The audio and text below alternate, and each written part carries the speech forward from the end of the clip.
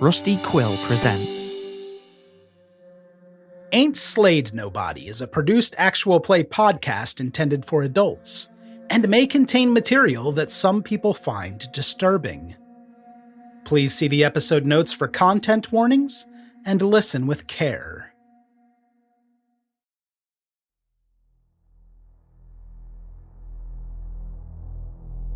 Welcome to this special miniseries with author, keeper of Arcane lore, and producer, Harlan Guthrie. Yes, Arthur. Oh, for fuck's sake. Author. Keep going. Joining Harlan are the players, Bridgett Jeffries as Walt, Scott Dorward as Albert, Nic Rosenberg as Cecilia, and I am Corbin Cupp, playing Teddy.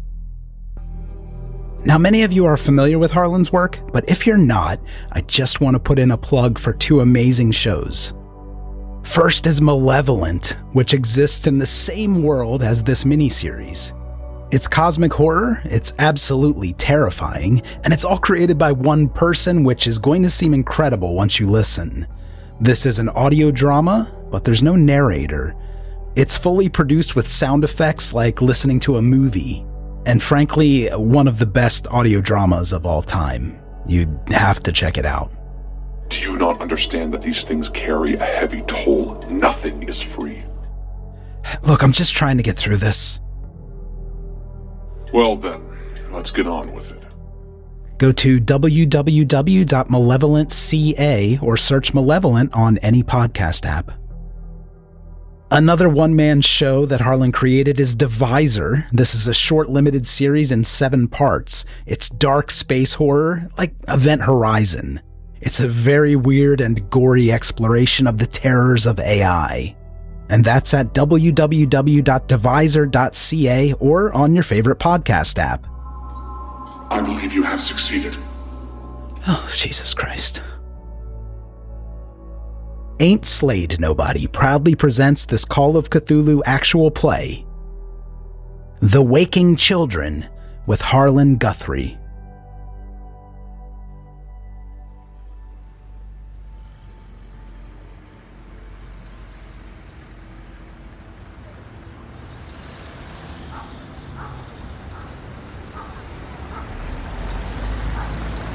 You're standing in the middle of the street as the setting sun lowers behind a 3-story building.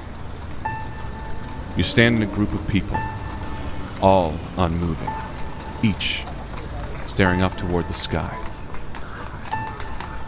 Each of you were on your way to an evening locale, perhaps heading home from work, maybe coming back from the grocery store. Some may have been leaving a dinner engagement, when you were each struck first by the forming crowd. After a moment of curious uncertainty, you each followed the eye line of a member of the crowd to the rooftop, 3 stories up, where an old man stands, dangerously close to the edge. The man wears a plain gray suit. His eyes are squinted in the setting sun, and his balding head sports hair much like a halo. A policeman stands in the street, out in front of the crowd. Sir, please come down from there! He shouts. You hear, over the wind, the man's voice, frail and weak, and yet it cuts through the crowd as it hushes. There is stillness to the air up here. He welcomed me when others made me feel alone, far from home, a world apart from where I roamed. I see you all. He looks down at the crowd. To each of you, it feels like. No God, no love, no life, no fear, no heart, no throat, no child, no ears. To where I tore my eyes to see, the woken man is leading me. He steps off the roof and falls to his death.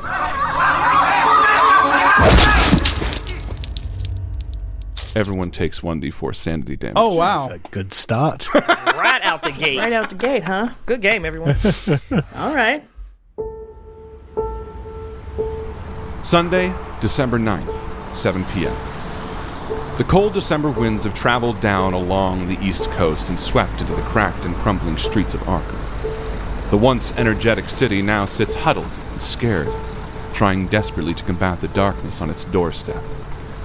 The days are short, the nights long and devoid of life. Like cockroaches, the vagrants of the street hide in shadowy corners in the sewer systems which sit like catacombs beneath the splitting stone sidewalk. However, against the long dark, you stand convinced in one way or another that there is more to the sinister shadows that lurk in the sky high above you. Something unspoken, unknown lingers in the darkest parts of the world, and you are keen to find out what it is. After witnessing the death of an elderly man, you're each pulled into the police station to give your witness statements. The large crowd shuffles into Arkham Police Precinct 110, which looks to be operating on a skeleton crew. There seems to be one police officer assigned to interviewing the witnesses in small groups of 5 or 6. And by the time 6:30 rolls around, you're half expecting to be here for the rest of the night. Eventually, the other officers, the front desk woman, and the other witnesses all leave, hoping to beat the storm. Only you and the police officer are left alone at the frigid precinct. Walt, who are we looking at? The name Walt has given to the police is Jeremiah White. This is a tall, lean African-American man, probably somewhere around 6'2", 6'3", well-built, mid-30s. He has that smile that he wears on his face that just immediately lets you know that he's your friend and that he can help you and that he can get you through trying times and that he's got your back. He just has one of those demeanors that's... Well, I guess the word swag may not have existed in 1920s, but that's the application that I am going to put on Mr. Jeremiah White at this particular time. He is wearing a three-piece pinstripe suit that was probably owned by his father, given the fact that 1, it's dated, 2, you can see the patchwork where holes have been sewn together or adjustments have been made, and even still, it's probably a size or 2 big on him, but he carries it like... It's a brand new, freshly tailored suit, hot off of the sewing machine. So he's there, and unless he's being forced to sit down, he's probably leaning against the wall closest to the exit of this particular room and just kind of looking over the police officer, checking his pocket watch, and looking at everyone else in the room. Anytime someone makes eye contact with him, he smiles. Yeah. The police officer introduces themselves as John Preston and asks all of you sort of a series of questions. And after you, Jeremiah, he turns to the person next. Cecilia, who are we looking at? Cecilia Hammond is a 35-year-old nurse. She is pretty average height, probably about 5'5". She has long auburn hair that is twisted up into a neat bun. She was coming back from her shift at the hospital, so she is in her crisp whites, the 1920s nurse apron that I am pulling from media only. I have no idea of the historical accuracy. It's accurate, I'm sure. Amazing. She's removed her little hat, though, but she sits there. She kind of exudes this quiet calm. She gives off this air of just steadiness, which serves her well in a hospital. And I think that she is also kind of looking around, trying to give a smile, trying to look around and see if anyone seems like they are unsettled or rattled, and just calm them, if not through words or gestures, then just through meaningful eye contact and gentle smiles. Yeah. In fact, you notice sort of 2 of the other people in your group of 4, the last 4 who have been questioned. One of them looks particularly rattled. Who are we looking at, Teddy? Teddy's quite anxious. He's the local florist, and his name's Teddy Bloom, so of course he owns Bloom's Blossoms. You're that Teddy Bloom. That's so cool. He inherited the business from his parents, and he's a portly man, about average height. He has curly brown hair and has an easygoing smile, but right now he certainly is kind of like clenched teeth, nervous, fidgeting in his chair. He has these round wire-framed glasses, and he's still dressed for his floral work. He has a stained apron on, long-sleeve button-up shirt, dark trousers, and he was actually running an errand to the library and then going back to the flower shop when this all happened. But he's kind of giving nervous smiles to everyone. And when he sees Walt take out the pocket watch, he kind of pulls his out too, just kind of mirroring what other people in the room are doing. But he's very anxious. And finally, we see the last of the four that have been questioned by this police officer who... the questions are standard, more kind than you'd expect, sympathetic for the horrors you've just witnessed. And we see this person. Who are we looking at finally, Albert? So Albert Bruckner is in his early 30s. He's fairly average looking in terms of build, and he's not particularly good looking, but he's not particularly ugly either. He just looks unremarkable. He's got slicked back hair. He's wearing an off-the-peg suit that fits him fairly well, and he looks good in, but you can tell that it's cheap. And he's wearing a fairly cheap, again, off the peg shirt and a tie that's slightly loosened. He's been fidgeting with his hat since he got in, and though you can tell that he's trying to look relaxed, at the same time, if you're any good at reading people, you can see that he's perhaps a bit ill at ease about the idea of being a police station. He's also been sitting there eating mints over and over again, which anyone who's sitting next to him realizes is probably meant to disguise the smell of booze that's wafting off him. He's carrying a little leather case with him that doesn't quite look like a briefcase. It's a bit chunkier than that, and when he put it down, you could hear things rattling in it. Perfect.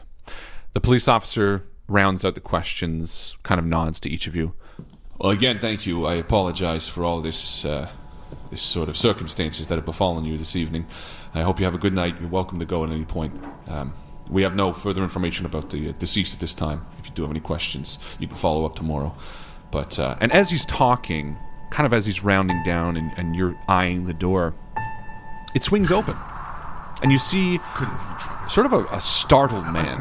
It takes about 5 steps in, and as he's walking in, he's muttering to himself. You can't quite pick out exactly what he says from the wind that's gusting outside and the flakes that float in with him. And then he locks eyes with the policeman who stands sort of just before you in the waiting area. And very loudly, he just proclaims, "Oh!" And his eyes sort of drift over the empty precinct. And then on each of you, and he turns around and leaves. Well then, okay, the police officer sort of says and chuckles to himself. I hope you have a nice night, the four of you. And he walks through the little partition to the back and starts to busy himself with a large, tall stack of police reports. Guess the night's only going to get better from here. Thank you. Oh, you're welcome. I think Teddy's going to try to kind of see where that guy went who came into the room. He gives like a look to everyone else sitting in the room and then kind of walks out. And yeah, you sort of walk down the hallway to see the front door of the precinct swinging, and as you exit onto the street, you see there's sort of this man sitting maybe about 15 feet from the door next to a small little park bathed in yellow lamplight, the flakes kind of falling quickly behind him. He's breathing into his hands with like a plume of, steam rising out from them. And he looks nervous, continually mumbling to himself, as if he's almost in debate. I think Cecilia may have mistaken Teddy's kind of quicker exit as either nervousness or just some sort of distress. And so I think she'll follow him out to see if she can offer any comfort. Yeah, I imagine Teddy sort of stops at the door and you almost bump into him as you walk out to the street. No. I'm so sorry. Are you okay? Yeah, no, that was my fault. I shouldn't have been blocking the doorway like that. Yeah, I'm just, you know that guy who came in? He's just kind of sitting out here. Is he still just talking to himself? Yeah. Why don't you give me a psychology roll? Hell yes. You know what? I'm going to spend a little bit of luck here and make that a hard success. Nice. Brilliant. Yeah. You sort of study this man's features. His forehead's sweating. There's a few things that you draw from him. One, he seems extremely tired, like overtired, like he's been up all night. And secondly, it's very clear, kind of based on, Teddy and you standing there watching, this man is debating with himself. He's continually looking at the precinct and then looking down and then actually looking, like, down the street, as if he's sort of being like, should I go in there? Should I just leave? And he's even so far as like standing up a little bit and sitting back down. Meanwhile, back inside, Jeremiah and Albert, the two of you are sort of awkwardly sitting still, maybe looking at each other. Albert's getting up and just sorting out his case and his overcoat and so on, ready to head out. I guess we're free to go, right? I don't know. Gotta be all right if we just leave, right? And he's looking at you as you're speaking, and he's nodding along with you with this very patient look. He's like, yeah, I think we're finished. Come on, let's go. Right. And he's going to, like, push open the door and kind of do the gestures, like, come on. Yeah. Albert looks at you and gives a nervous grin and says, I don't know about you, but I need a drink. Then he nods and he smiles. He says, are you buying? Yeah, sure. Yeah, there's a speakeasy round the corner. I know the password. Really? Right around the corner? Oh, yeah. I missed that one. Yeah, and the two of you leave, perhaps to head to the speakeasy that, all the police go to. This right one next because door. It's the one next to the cops, They it's the best one. It's the one they're never going to knock off. Yeah. And the two of you sort of, again, come outside to see Teddy and Cecilia sort of huddled together under a street lamp. Teddy just kind of glances back at Walt and Albert. Yeah, is he still here? Yeah, maybe one of you wants to go see if he's okay. He seemed kind of off. I'll talk to him. I'll go over to the guy and just say, hey, are you all right there, pal? He's sort of startled, looks up towards you. He's a tall, again, tired-looking man. He has thinning hair, and he looks to be in his mid-30s. And as he turns up to you, he says, oh, hello, hi. We saw you in the police station there. Are you all right? Oh, yeah, I mean, and he sort of looks past you to the other three standing under the lamplight. Sorry, I made a bit of a scene there. I wasn't trying to, look, this isn't something you need to interest yourself with. Look, it's all right, Look, we're about to go and get a drink. You look like a man who needs a drink. Yeah, and you see sort of the tension ripple down his shoulders, and with a sigh, he stands up and he's like, well, fuck, I could use a lot more than that. Couldn't we all, pal? Couldn't we all?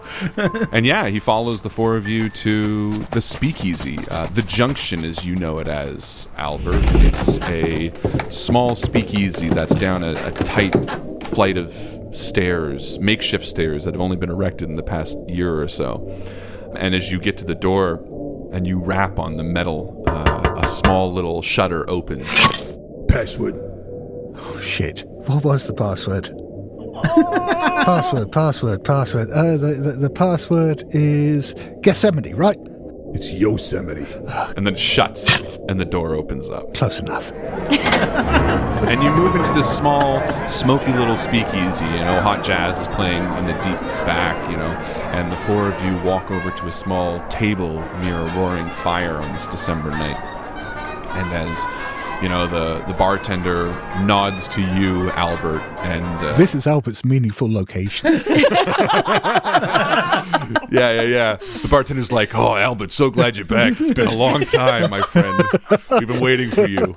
2 days. It's been like 4 hours. He nods to you and pours you up the usual and sort of does the same for your friends. And the four of you tuck into a small table near the fire. The bourbon they do here is great. You can hardly taste the creosote. I think Cecilia has accepted a drink, but is kind of just like slowly like pushing it away from her on the table, just like, okay. Yeah, this man sits down across from you. He introduces himself. Leonard Grimsby is the name.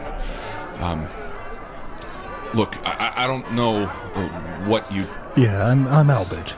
Well, thank you. I appreciate it. Maybe I should go back to the cops, but I don't know. I got a problem. And I need help. Is this, related to that nasty business earlier? Nasty business earlier? Oh. What nasty business? It's nothing. would you be willing to share with us? Maybe we can help. I mean, I don't know why 4 random people would want to help a person like me, but I suppose because this is a Call of Cthulhu game, you probably want to be open to... Cecilia's nose starts bleeding a little bit. I'm sorry, what? Well, I'm a florist, so I... You like flowers? There are 2,000 flowers that I need pruned and distributed. I have no way to do it. Oh my gosh. He kind of takes a sip of his drink, and you can see again that tension even lowers a little bit, and he swallows hard and says, "Look, I work at the Arkham Morgue. Last night I was watching the desk during the midnight shift, the night shift, and normally I take a few hours to nod off in the back, you know. They expect it. I mean, you can't stay up all night sometimes, but I woke up because I heard a scream. Well, but the time I got up, I saw someone walking up the stairs into the night, and I tried following them. I threw on my coat and I ran out after them, but I lost them, and when I came back down, I noticed it. One of the bodies was missing, gone from the slab. I could have kicked myself. I went back to my desk and I panicked for a bit. Look, I can't lose this job. It's all I have. You gotta understand, like, I'm dying here. And he takes a drink of his drink. You think someone came in and stole one of the bodies from the morgue? Yeah, right. That's gotta be what happened. I don't know. I hear stories sometimes about... What do they call it? Catalepsy? Is that it? Where someone seems to be dead and wake up? I don't know nothing about no cats, but look, someone came in and stole a body. I'm almost sure. Teddy knocks back his whole drink as he was telling the story. I think if he looks like he needs it, Cecilia will push her drink over to Teddy. Yeah, he's going to nurse that one, but he'll start working on Cecilia's drink too. And Walt is actually going to lean over where he's cheek to cheek facing the opposite direction with Cecilia's do you want me to get you something different?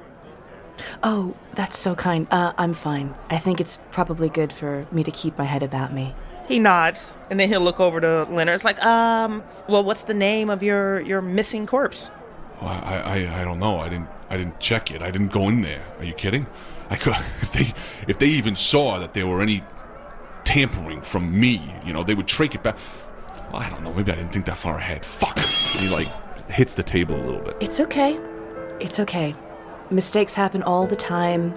I'm sure that your record with the morgue is wonderful. They wouldn't just let you go over a simple mistake for someone else's crime. I don't know about that. My record there is fine, but Cy, the other desk watchman, he's fucking got it in for me. I swear to God, this guy is doing everything he can to get me fired. Well, if he finds out about this, I'm fucked. And he goes to take a drink of his drink, but it's already empty. Do you think he stole the body to frame you? I don't think he's that smart. I mean, that's a pretty malicious... Well, fuck, I don't know. Maybe, I guess. Who would want to steal a corpse? Doesn't make any sense. A lot of people do whacked up things to corpses, I guess. That's what you were going to the cops about? You were going to tell them about the missing body? I wanted to, but then what are they going to do? I mean, Cy's working the desk right now. If I come back there with police, Cy's going to know something's up. I mean, immediately the whole thing gets fucking turned upside down. The people find out what happened. They find out I was sleeping on a job. I wasn't paying attention. And then what am I doing? I'm out on my ass. Well, did you get a good look at the guy who left? Maybe, Arkham's a pretty small town. I'm the florist, so I know everybody. I didn't. And you can kind of see he's debating a little bit internally. Can I try a psychology roll on him just to see whether I think his story is a tissue of lies? Absolutely, yeah, give me a roll. That's an ordinary success. Yeah, you can tell he's hiding something. He's kind of dodgy a little bit. Oh, put a hand on the back of his hand and just tap it and just say, look, pal, I understand. You've had a bad night. There's clearly something going on that's got you spooked. But if you're going to ask us to help you, if you want us to actually be able to help you, you got to tell us everything. Yeah, give me a charm roll with advantage. Nice. With the bonus die, that's an ordinary success. Yeah. Amazing. Yeah, he looks at you. And I mean, you were the first one who came up to him. You were the one who sort of suggested here. You bought him a drink. You've more than charmed your way into this guy's good graces. And moreover, you kind of get a flick of familiarity behind his eye when you mentioned previous about corpses being alive still. And he sort of turns his eye away from the question when you asked it about, did you see the person? Then he looks at you, Albert, and he says, look, I didn't see who left, but I got a glimpse of their feet as they were going up the stairs. And I think they were barefoot. I don't know what that means. Maybe the sicko came in and took off his fucking shoes before he took something, but I don't know.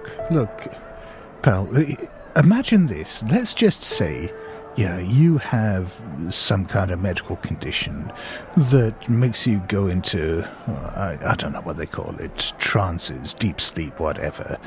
Yeah, you fall over. The doctors, they all think you're dead.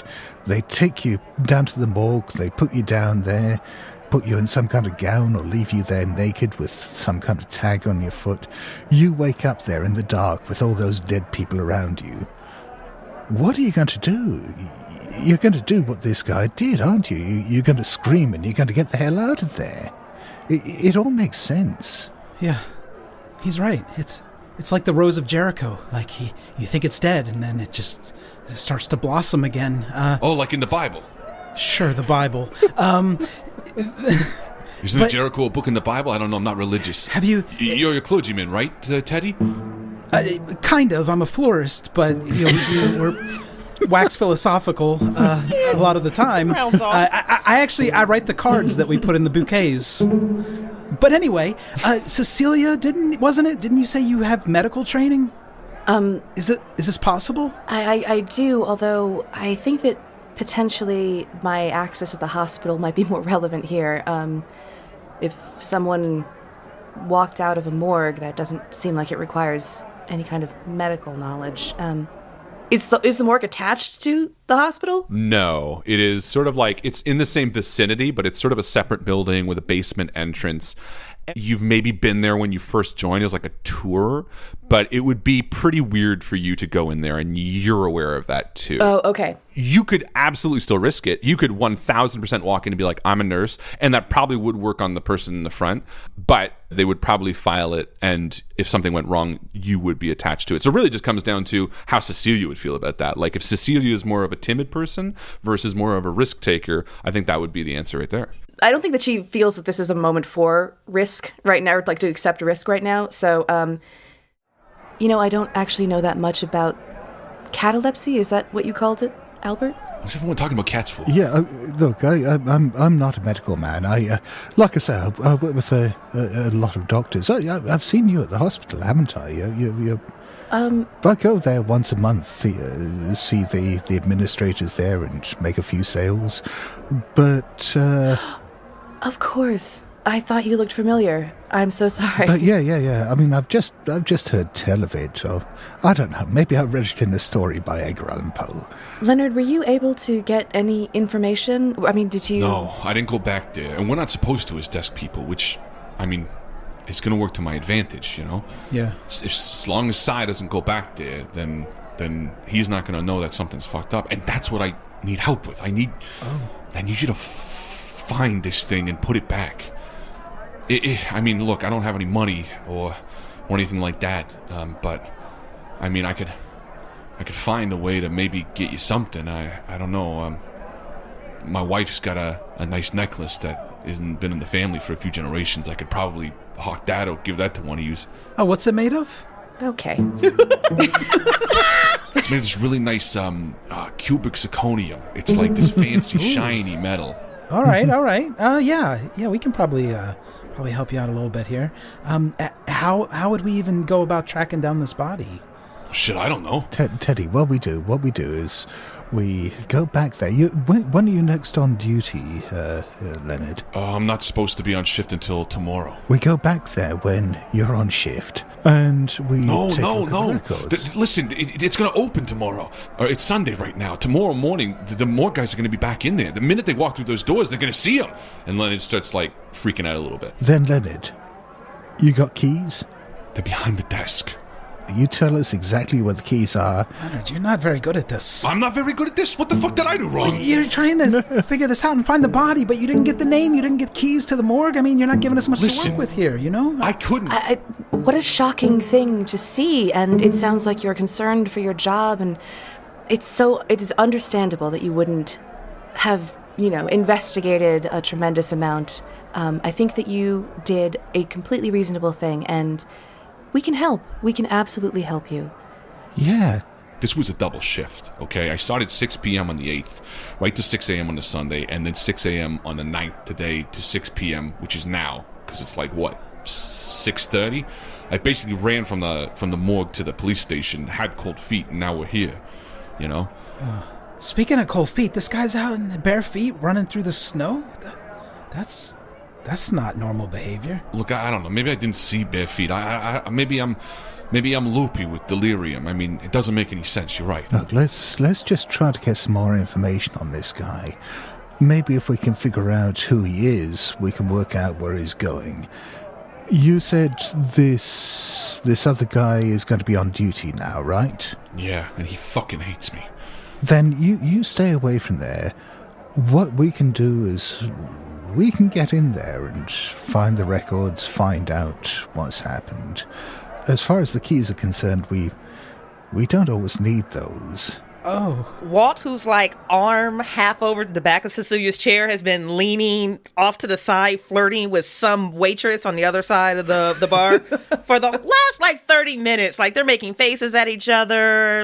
He's licking his lips at her. She's batting her. He's having the time of his life. It's not that he's not paying attention, because every once in a while he does at least look over to verify, hey, I am actually here. I'm just also over there. But once the lockpick hits the table, he actually stops and refocuses his full attention here. It's we need to get to the morgue and we need to get a name, and we've got access, so we've got it.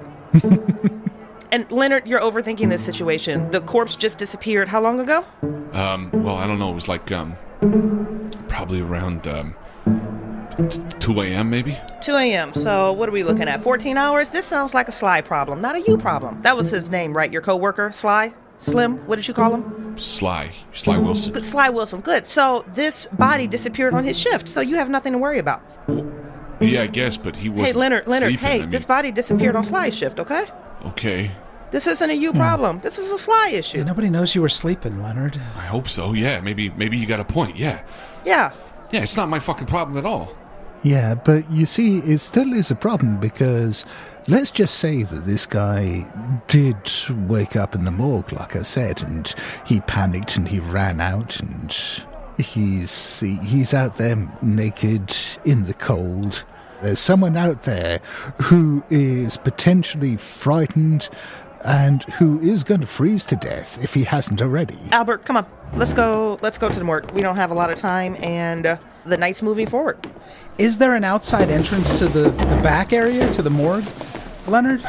No, there's an entrance through the hospital, but it's locked down at night, and on Sundays, I should say, and it'd be pretty difficult to try to get through there. Plus, again, unless you got a clever idea. Well, look here, and he kind of sketches out a really rough layout of the building, and it's kind of U-shaped, and you see that the entrance staircase, which kind of is a street level access, is directly in front of the guard's desk. You gotta deal with this guy, but look, I mean, well, actually, and he sort of thinks for a second, and then he kind of dismisses. He's maybe not. Never mind. No. What is it? We need all the info you can give us, Leonard, if we're going to help you. Leonard, you're real good at your job, and I think that the more detail you can give us, the more we can kind of get into your shoes as someone who's just really good at taking care of the morgue and know how to interact with the guards. So yeah, Teddy, give me a roll. No, I rolled a 92. Oh my God! So I have pretty good charm, but I didn't get there.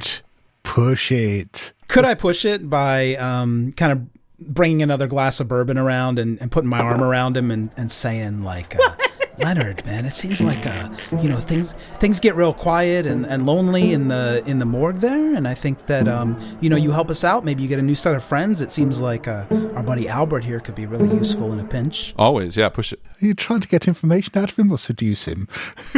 Well, it's depends on if it fails. It's a gray area, right? Why not both?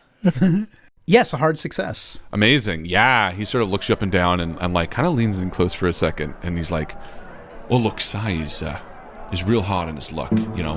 He's trying very hard to make some money after getting out of prison, so he really needs it. He'd probably take a bribe for sure." Oh, yeah, that's good. Does anybody have money? Looking around the table. Maybe at Walt specifically. What's my waitress doing? So Leonard nods at you and sort of, takes that drink from you, Teddy, and he says, "Look, I really, really appreciate this, honestly. I've been struggling a lot lately. I'm just getting back on my feet, and I can't lose this job. So thank you. I don't know why 4 random people would care about a bum like me, but whatever's in your heart." And he kind of reaches across and he puts his hand on your hand again, Albert, and he's like, "I really do appreciate it. Now I need some fucking sleep." And he stands up and he's like, "And here, you can call me here." And he slides his phone number across, and Perfect. he heads across the bar and exits out into the cold, snowy night. The Arkham Morgue sits city center in an old building on the corner of Washington and Finch. You pull out in front of... Actually, I guess, are you driving over? Does it matter? I don't really care. It's a walking city, right? We can walk over. You arrive just out front. You see across the street a diner named the Blue Devil Cafe, still open. The building is wrapped in a wrought iron gate that stretches high and leads into a side street. However, the main entryway is open and offers a clear passage through the iron gate. It's snowing.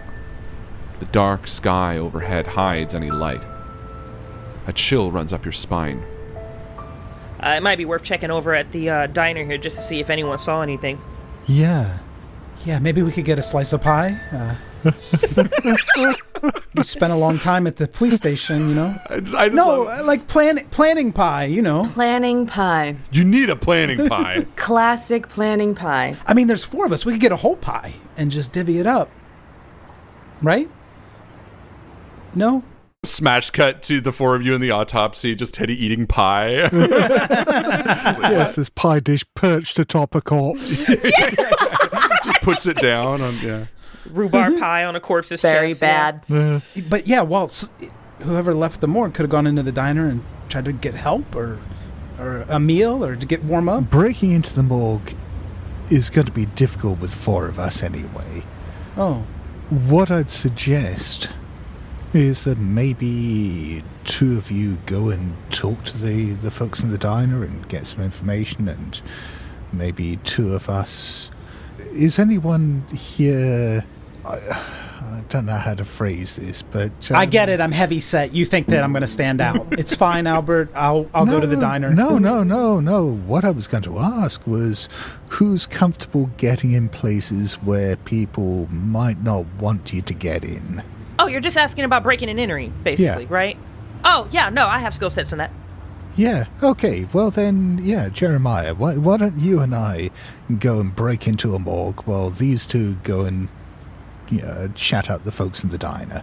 Albert, I am so sorry. My total apologies. I'm down from Harlan visiting family for the summer. My name is actually Walt, and he'll extend a hand over actually addressing him by his real name. Walt. All right. Yeah. Well, good to meet you, Walt. Let's break into a morgue.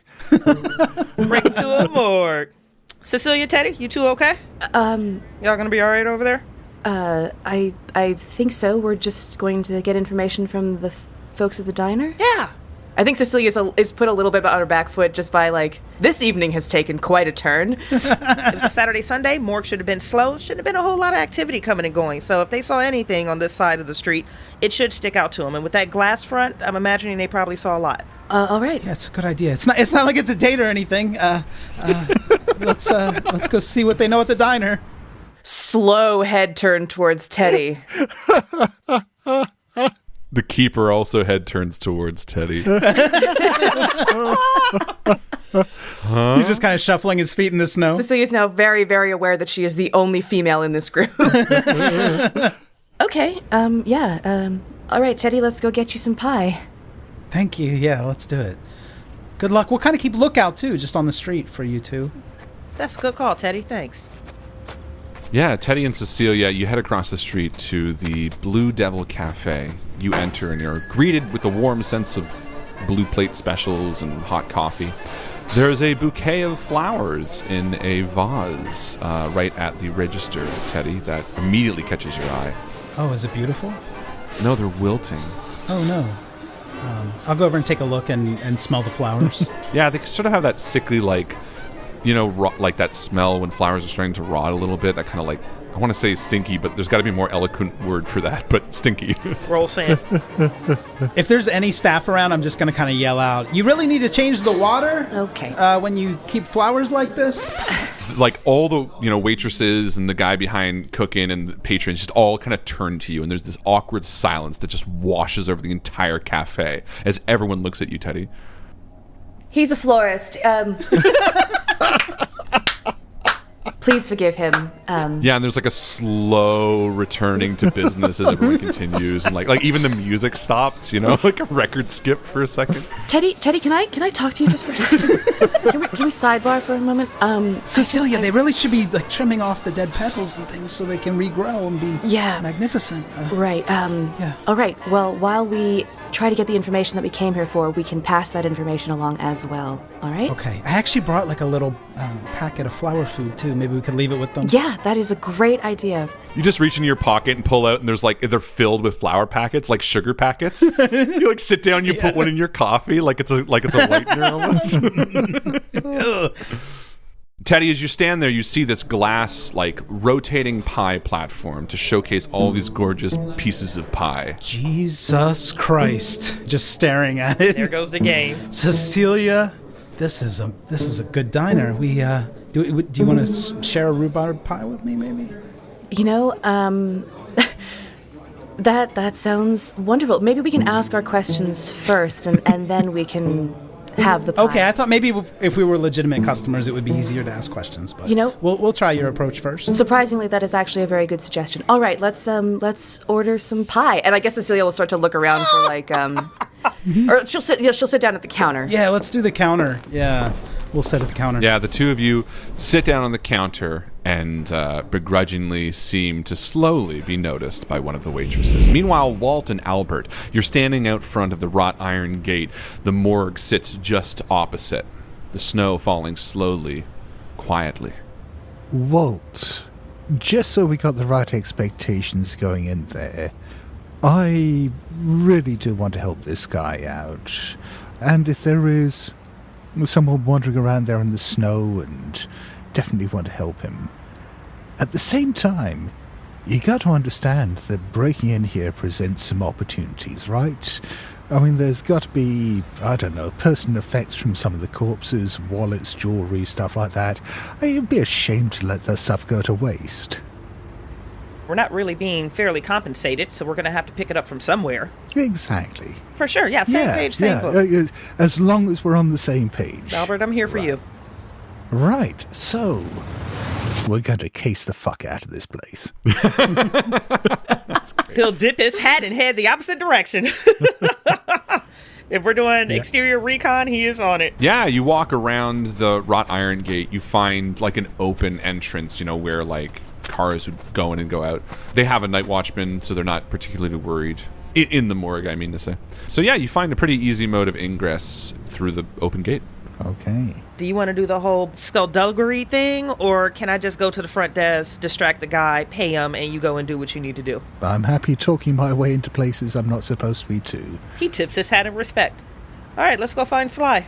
Albert, Walt, you kind of enter into the, a parking area, which is all dotted in freshly fallen snow. There are no footprints leading in or out of the stairs that seem to descend towards the morgue. And as you see these stone steps that lead down, illuminated by a green, buzzing, flickering lights, you feel an eerie chill in the December air. And you head down? Oh, yeah. So you head down the steps and open the large double doors to enter the main hallway of the Arkham Morgue to see an older man sitting at the front desk.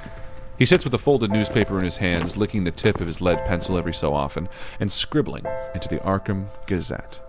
Oh, thank God there's someone here. Look, you got to help us. You got to help us. My aunt Dorothy. She got brought in here earlier. She got hit by. I don't know. We heard she got hit by a tram, but I don't know what happened. And we just got to see her. We just got to check that it's her.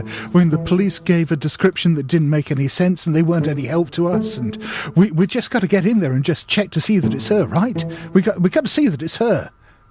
His eyes don't move from his paper, and you hear him go, "Mm-hmm."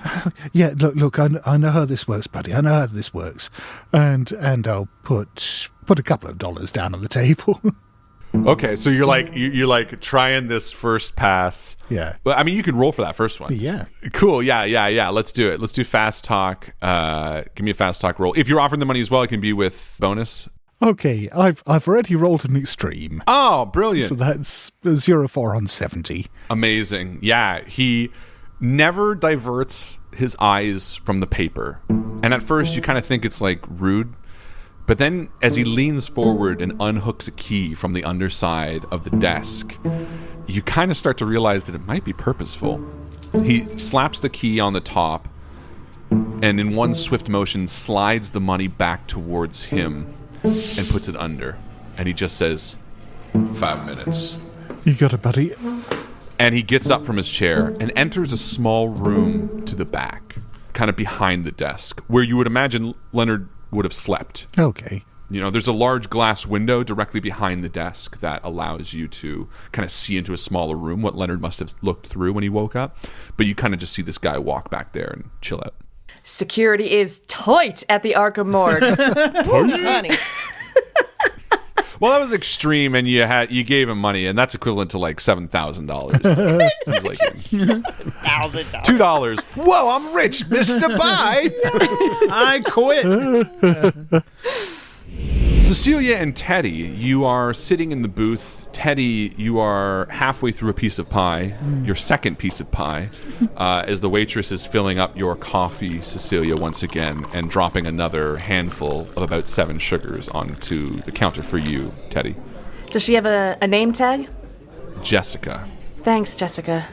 I really appreciate it. My friend here loves pie. No problem, sweetheart. Oh, I'm sorry, Cecilia. Did you want a fork? You know what? It looks so good. I think yes. I think I would love to have some. Oh, good. I'll stop using my hands then. Jessica, can we get a fork when you have a chance? Jessica, looks, she doesn't make eye contact with you, Teddy, but she's like... Of course, sweetheart. She, walks over and grabs a third fork for the 2 that your hands are sitting on top of. And, your forearms are just, on the fork that was meant for Cecilia and the fork that was meant for you eating the pie, and she puts a third one between them. Cecilia, should we ask her? Do you want me to ask her? No. I got it. I've got this. Thanks. I think if Jessica's still kind of hovering. Yeah. Excuse me. I'm so sorry to bother you. I wonder, were you by any chance working here last night? Oh. Early in the morning, actually. My shift started at 6 a.m. this morning. Is there any chance that someone who was working around 2 in the morning is still here? Someone that we could maybe talk to? Oh, unfortunately, no. Deborah was working the night shift, but she left at 2 this afternoon. Is there something I can help you with, though? Did you lose something? You know, we're trying to locate somebody who was, we think, coming out of the morgue sometime around 2 a.m. And, we're a little worried about them. They're just wandering around and probably need our help. Coming out of the morgue? Mm-hmm. Well, it's funny you should say that. Deborah mentioned early morning that she thought she saw someone coming out of the morgue as well. She thought it was odd. Said it was a young-looking girl. Oh. Did she say how young? Oh, not that young. 15-year-old, perhaps. Around there. And she, leans forward and wipes a spot of pie off of Teddy's cheek. Oh, you're a sweetheart. You just smell like pie and alcohol. A man after my own heart. He gives Thank you. he gives her a big grin. You thank you. Yeah. Do you? High and booze. All right. Could we call Deborah by any chance, or do you have a phone here at the diner? Well, she's working again the 2 a.m. shift. I think she's probably sleeping, sweetheart. But I promise she didn't reveal that much. She said the young lady walked out of the morgue. It looked frightfully chilly. By the time she got outside to see if she was all right, she had, up and skedaddled. Oh, did she say which way down the street she went? Well, east of here, I suppose. But you know Arkham lies east, so... Yeah. Hell, it would take a whole day to walk across the city. Yeah, it's a walking city. It's a walking city, that's right. That's what I always say. Just because I said it earlier. That's what I always say. I always say, do you want to drive? And they say, It's a walking no, it's city. a walking city. I said, well, I'm not walking all day with these guys. I'm wearing high heels all day. And they say, well, it's a walking city. We're going to walk in the snow. Yeah. It's a walking city. No, that's It's a good. walking city. Yeah, one more thing, Jessica. Paper whites. I think if you just got some paper whites in here, they really don't require that much maintenance, and you wouldn't have Mr. to Bloom, get I'm going to tell flowers. you again, like the 5 other customers told you, stop talking about flowers, no one cares, and put your damn pockets to yourself. That's a saying we have around here. Like a Christmas cactus, since it's December, succulents. All right. Do you know how expensive a Christmas cactus is? It is What? $1 whole. That's equivalent to $7,000 today. He's going to take a card for the flower shop out and hand it to her. I can give you a really good deal. It's I'll important. put it with the others. She takes the card and puts it in the stack of 5 others you gave her. Like, they're just like, like over the last 10 minutes, she's been giving her like things. She's like, Okay. It's great. That's good. Well, Cecilia, don't you think we should tell the others that we're looking for a teenage Sorry, I girl? can't hear you, dear. You whispering to me or your Oh, friend? yeah. Jessica, I'm so sorry. Yes. You have Oh, to no do- worries. We're. No worries. Bye. she walks We, away. oh, okay. Bye. Oh, sorry, still? And she comes back. Oh, no, just My favorite NPC ever. we might actually drop back by when Deborah, is that who you said saw this girl? Deborah. Yes. Deborah. Yes. Deborah. She prefers Deborah. But yes, she'll be working at around 2 a.m. Well, if you're up that late, I mean, it's a late night. It's already looking like the storm is going to get worse. She looks outside. It's not like 8 o'clock now, and you can see like the snow is falling thick all over the ground. Well, I think. But if you want to come back, of course. Yeah. How about I leave your number and I can have her call you? Oh, that would be wonderful. I think I'll leave a number for the hospital. No, don't worry about it. I have 5 cards with your number on it. Amazing. Actually, gestures that's to the stack. Teddy's number. And I live there too, so you can call anytime. How fortunate for you. If you could, if you could just tell Deborah that any information that she remembers would be helpful. It's just we're afraid that this young girl is confused and alone and in danger, and we want to do whatever we can to make sure that she's safe. Deborah felt the exact same way. I appreciate that. And you're obviously a kind person. I see that you are. Well, aren't you dastardly chilly out there? Without a coat? Or are you wearing a coat? I didn't ask. Is that the coat next to you on the chair? Why, I didn't see you. We left our Yes. coats at the coat rack up front. Okay. Oh, that's so nice. Okay. Well done. She's going to steal that one that's on the chair. Somebody left it behind. You take care of yourself. Thank you, Jessica. Thank you. We'll come back after we go dancing. Oh, don't Not worry like a about date, it. but- Yeah. And she continues Yeah, and okay. busies herself with other customers. Teddy, That went well. yeah, it did. It did. I think you made quite an impression, and that we should go. While it's still like a fresh, positive impression. I think so. Yeah. Okay. Or before it gets any worse, I suppose. Well, we could, yeah. I wish we could have tried the peach pie. This was kind of mediocre. Okay, maybe we can come back for the peach pie. Let's go. Let's get our coats off the coat rack. Yeah. Off the coat rack, specifically. Even Yeah. after Jessica wipes his face, Teddy somehow has more pie on his face, and so Cecilia will just like clean that off for him. Okay, there we go. Well, he kind of ran his finger around the tin. Yeah. Before they leave. Amazing. Yeah, and the two of you head out into the snowy night. Albert and Walt, you're sort of just about to enter the back when you see a set of footsteps walking down. At first you sort of tense up, and then you see Teddy and Cecilia sort of joining you from the morgue entrance. Is that pie all over his face? Don't worry about I it. think that I is. was trying, it's like deep cover. I was trying to act like a regular customer. We found out that there was a waitress there. We didn't speak to her directly, but she said that it was a young girl that walked out early in the morning. 15-year-old girl. Really? Well, that's even worse, isn't it? That's even worse. So if If there's some kid wandering around there in the cold who... Barefoot? Yeah, we got to find her. Yeah. Yeah. I think Leonard's probably going to go to jail. No, like I said, that's a Sly problem, not a Leonard problem. Leonard did say he just saw feet, right? Yeah.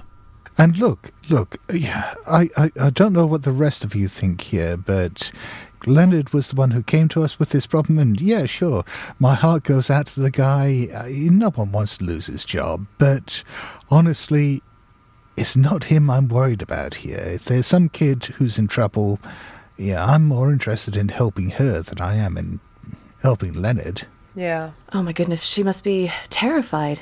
Wow, poor kid. Okay, we've got 20 minutes, so let's go. Well, he said 5, but it's been a long 5. No, but what Walt said was 20. Oh, okay. Just wanted to make sure. No, I'm with you. No. I didn't miss. Meta clarification is beautiful. Walt said 20. It's 5 notional minutes. Yeah. Cool. So using the key, you enter the autopsy room. It's just down the hall to the left, very clearly marked. You see, upon entry, a short way forward before it opens to a large vacant area covered in white ceramic tile. The north wall, to your left, is lined with the metal boxes that house the dead. To the immediate right of you is a plain door that reads Coroner's Office. In this main area, there are bodies draped in white sheets, laying on metal slabs, awaiting a variety of outcomes. In the center of the room, you see a bare slab. Next to it lay a crumpled white sheet piled on the floor. And behind, and in front, and on either side of the vacant slab, you see puddles of red. Oh my god. Can I go and look at these puddles? I'd like to kind of see, well, first of all, if it's blood. Second of all, how congealed the blood might be. Get kind of a timeline sense here. Absolutely. You walk over to these puddles, Cecilia, and you bend down and you touch them, maybe very tentatively, just sort of because they seem odd. And as you touch them, you notice that they're candle wax, hard pools of red wax that have hardened. You see sort of the wicks completely hidden within the pools of wax. It's candle wax. Yeah. Someone was burning candles in here.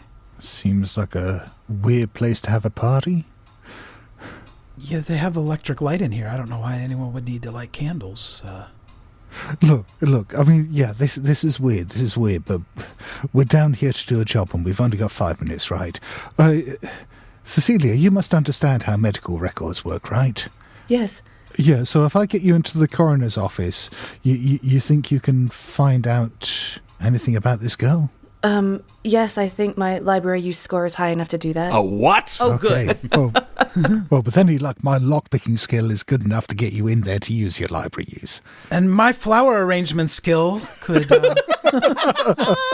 Yeah, Teddy, give me a roll with flower bonus. Just add that to your outcome. We call it flower power. Cecilia picks up the shiniest, dull, like unsharpened thing in the room. Teddy, look! It's a bedpan. And tosses it into a corner. Look! It's, oh, come on, Cecilia. And then he's going to follow the shiny object. Squirrel! It's great. Yeah, Albert, why don't you give me a roll to lockpick? I got 09 under 60, so that's an extreme. Ooh, Damn. Well done. Wow. Hat. That's fantastic. So you swing this bad boy open silently, perfectly. You make no marks. And in fact, you can relock it with ease. Like, you're like, oh yeah, I got this. And you see this, Cecilia. You see Albert do this with the deft and precision of a master locksmith. Albert, what is it that you said that you do? Traveling salesman, you got to understand that, yeah, sometimes getting your foot in the door isn't enough. You got to unlock the door before you get your foot in there. And that string of murders that a traveling salesman had committed. I think Cecilia's kind of teasing through like what's metaphor, like what's literal, and then she just will let herself into the office and start looking for a filing cabinet, I guess. Yeah, this office is filled with filing cabinets. There's a desk there with paper strewn about, a small desk lamp. This is clearly where the coroner would be. You quickly deduce that this is a Dr. Nolan Evans. You see a nameplate on the desk. And, why don't you give me a library use? Meanwhile, Teddy, what are you doing outside? After he realizes that the shiny object wasn't anything relevant, he's going to go back to the table, the empty slab. And he's worried that the team doesn't feel like he's useful right now. So he's going to try to take a closer look at the table and maybe even pull the sheet up and see if there are any other clues about the girl. Yeah, give me a spot hidden. Okay. Cecilia, how'd you do? I got a hard success. Well done. Amazing. Yeah, you start rifling through the cabinets, and it doesn't take long before your eyes slide onto the actual desk to realize there is still an autopsy report on the desk. Teddy, how did you do? I have an ordinary success. Teddy, you are feeling useless in this party. You're feeling a little bit down, and yet your eyes fall upon a small brown wallet sitting on the floor just under the sheet, unlike any of the other objects in the room, as if it was dropped. Okay. I want to look through that before Walt notices it, because I'm worried that they're going to take it after seeing what they're up to. Yeah, Teddy, you scoop it up and you flip through it, and you see that this is a wallet that belongs to someone named Eddie Horton. It has their address, 23 Main Street, and it seems by their identification that they're also pretty youthful looking, maybe 15, 16, maybe 17 years old. Okay. The autopsy report reveals that there was a 15-year-old girl named Leanne Paddock from 115 Birchcleft Crescent, whose body was found in a bathtub.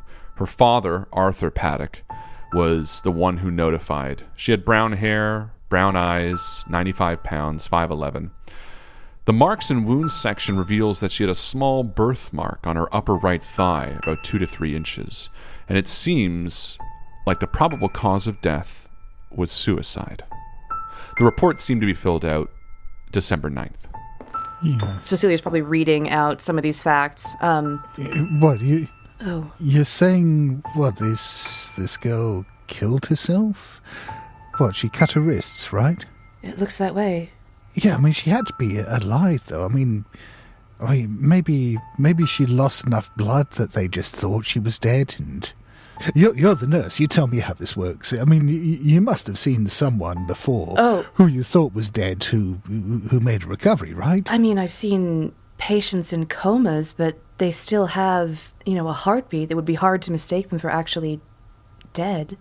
What was the alternative? That she was dead and she got better? Walt, you're moving around the room, sort of just looking for spare trinkets here and there. When your eyes fall upon the wall that's sort of against the coroner's office, the wall that's opposite the slab that you see Teddy poking around, the one without a body on it, and you notice sort of sprayed against the wall is blood. It's sort of that dark, air-colored, much darker than the bright red of the candle wax. It's very faint, and at first you wouldn't be surprised if no one else noticed it, but you, with your keen eyes, sort of poking around, trying to make use of everything you see around, very clearly see it against the white ceramic. Hey, Teddy, you seeing this? Oh, no, I didn't find anything. What? Seeing what? Teddy. Seeing what? Teddy, what did you find? Look, I found the wallet, but don't get too excited. I think it's like a clue wallet, not like a steal wallet. Does that make sense? It doesn't, but it makes sense to you, and that's what's important. Show me the wallet and look at this wall. Because it was right next to the slab here. So I think whoever was on the table or whoever stole the body dropped the wallet right here next to the slab. It's Eddie Horton. Mm-hmm. I don't know. It looks like a young kid.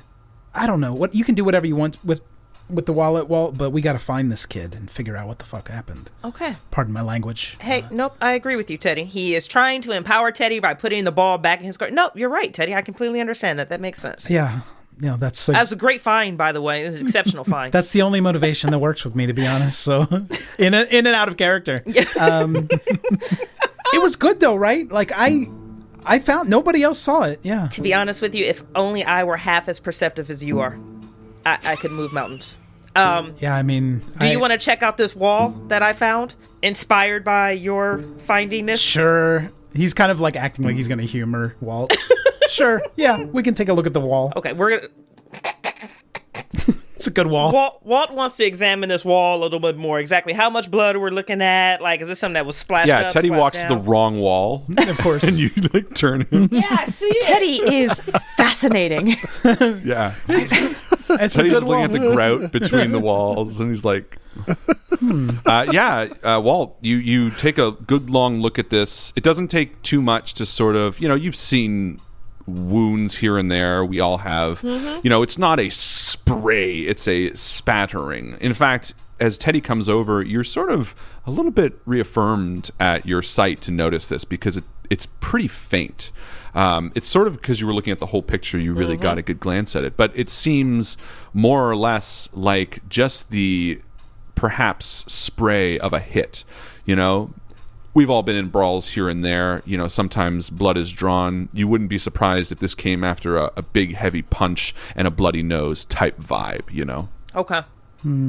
Meanwhile, Cecilia, Albert, you're still in the room. You kind of give a peruse over everything. There doesn't seem to be anything else of note in this room that jumps out. Albert's not necessarily looking for clues, but he is looking for valuables. I think you open a drawer. You see a nice pen. It says, "To my loving daughter, on the day of my death, I give this, bequeath it to you. Please never sell this. Don't lose it.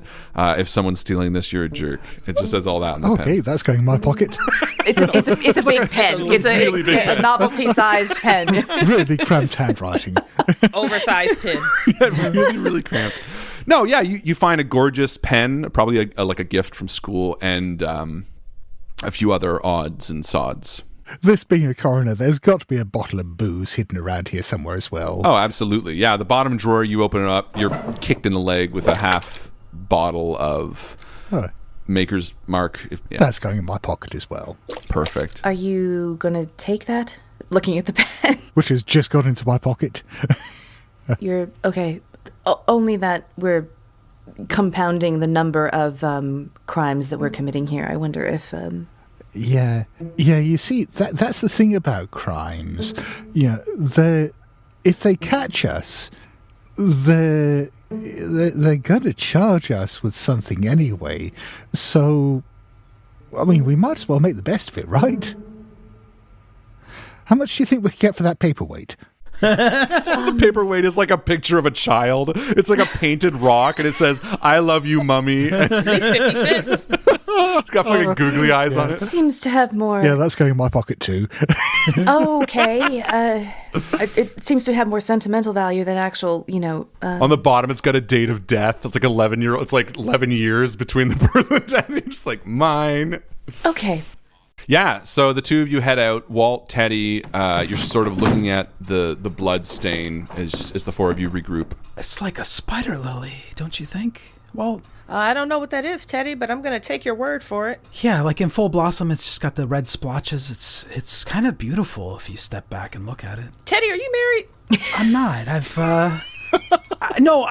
This isn't like a date. Well, I was just admiring the spatter here. Thought it looked kind of interesting.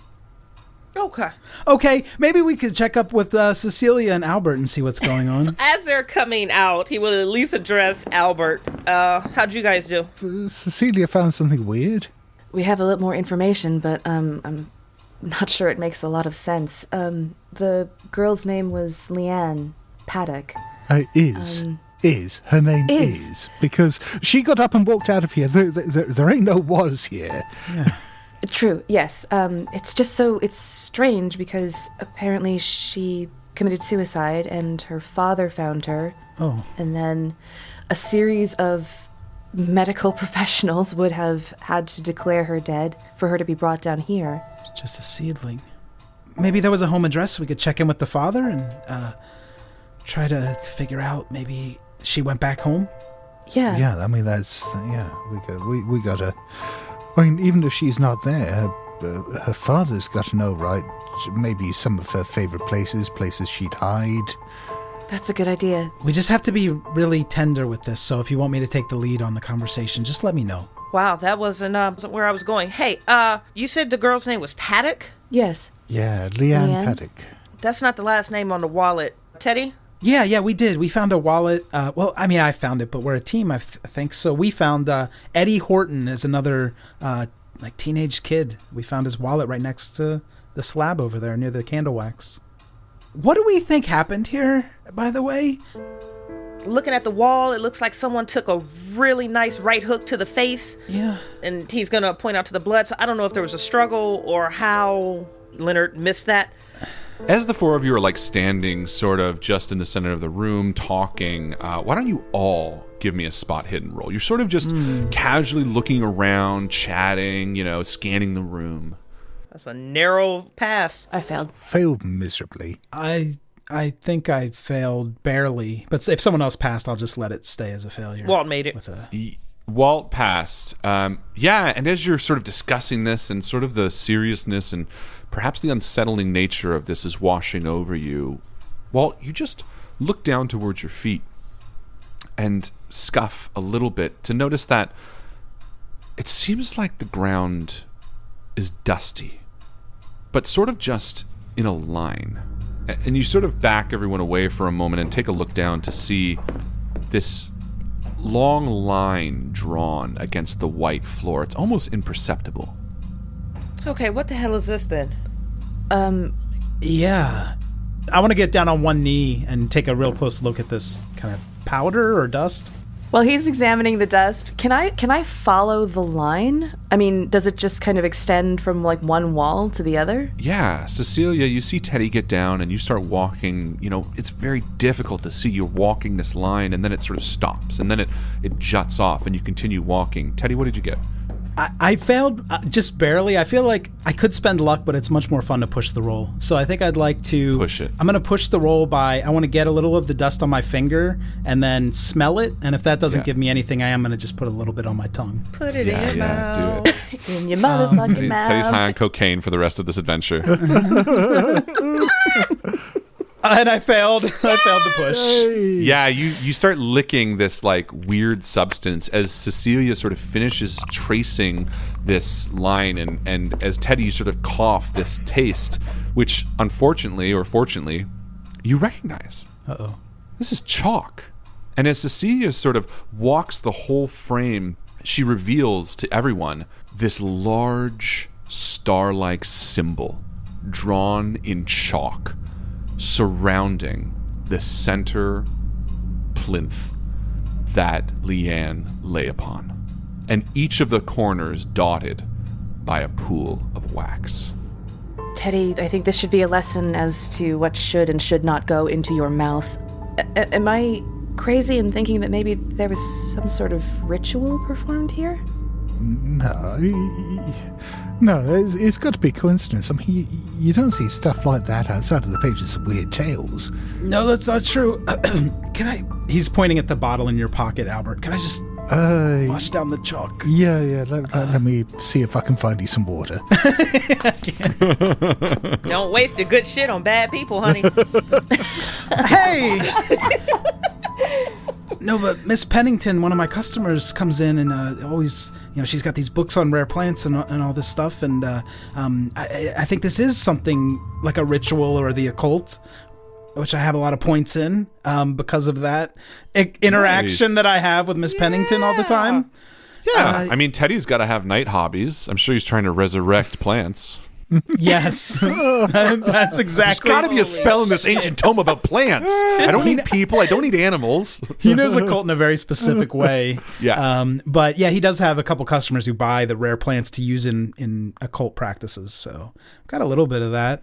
Yeah, sure. Give me a which roll. I failed it anyway. Okay. Yeah, you don't know shit about shit. Yeah. Who's surprised? But you feel like you do. As the four of you are standing around, this revelation washing over you, an odd, eerie silence just sort of marks a moment. You each look each other in the eyes, and then a heavy thud sounds out.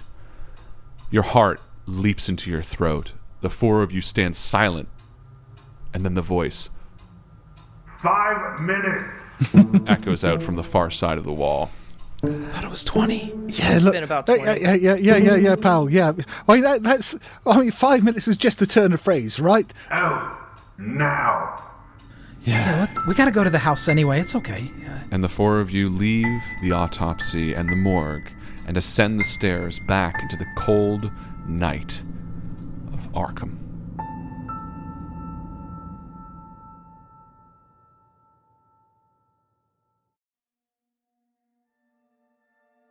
You are listening to Ain't Slayed Nobody. For ad-free episodes, heaps of bonus content, and special programming, please join our Patreon posse at patreon.com/ain'tslayed. Or subscribe to Ain't Slayed Nobody Plus at Apple Podcasts. See the show notes for full credits, and help us grow by posting friendly reviews and spreading the word to your friends and followers. Thank you, and good luck out there.